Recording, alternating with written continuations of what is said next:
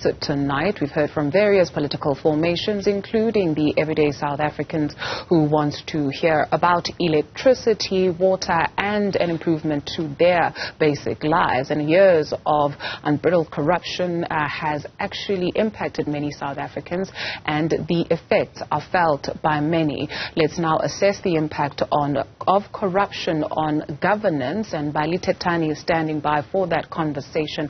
What do the researchers suggest? Mbali, it's kind of obvious to see when you drive around any city you're in South Africa, but is that backed up by researchers?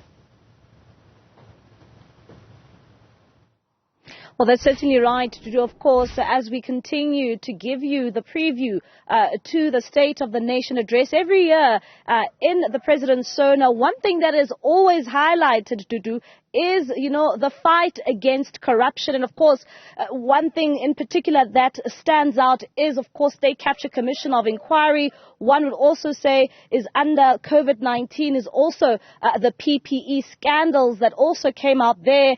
And, of course, to give us a bit of more insight in terms of their expectations, when it comes to the State of the Nation address, we are joined by Corruption Watch. And, of course, his name is Melusi Ncala. He's a senior researcher for Corruption Watch.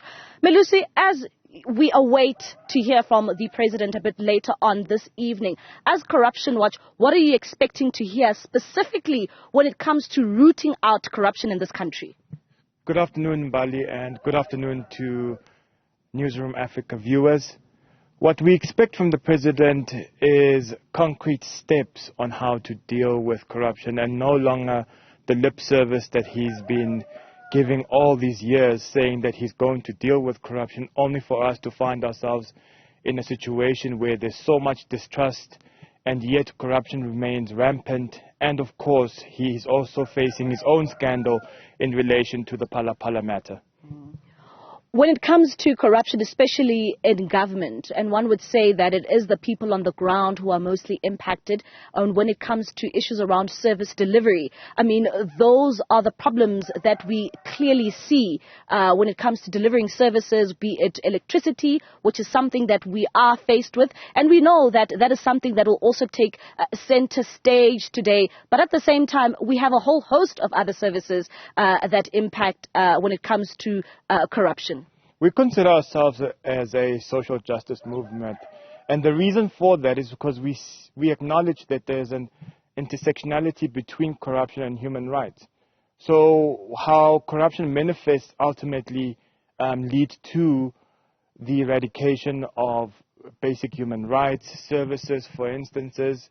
South Africans all over complaining about potholes, they're complaining about health services, and the President should rightly deal with those issues, but within the context of saying and acknowledging that corruption is mainly the problem when it comes to the delivery of those services. Yes, we may not have enough funds, but the funds that we could be using is being stolen by mostly politicians and administrations and unscrupulous business people.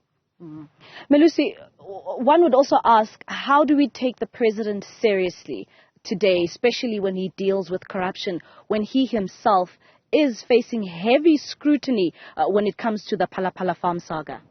Yeah, the President seems to be flip-flopping when it comes to holding himself accountable, or at least those very close to him, his allies, accountable. And so, it's with bated breath that we wait and see what he's going to say in his state of address, because there are some important questions that he needs to answer. And this also goes according to his own account of what transpired in the Phala matter. So, such issues lead to a lot of distrust in the state, in the presidency, in the legislature even, to an extent. And it manifests itself in terms of how we see the Corruption Perception Index. South Africa lost a point in this year's corruption or CPI, and we are also ranked 72. So these kind of events or these scandals, when they do happen and there's no accountability, then we just have to wonder whether the person that should be addressing us should be a person facing allegations of criminality and corruption.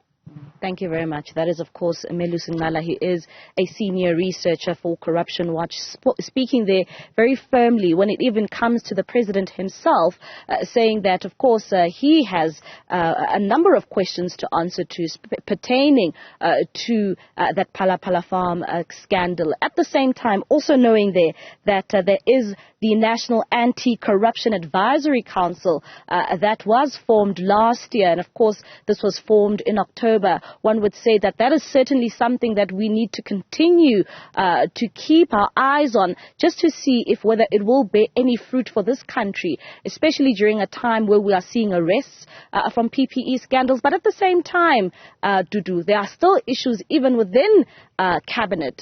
Some cabinet ministers also being fingered by the State Capture Commission of Inquiry. Bali Tetani, thank you very much for that update.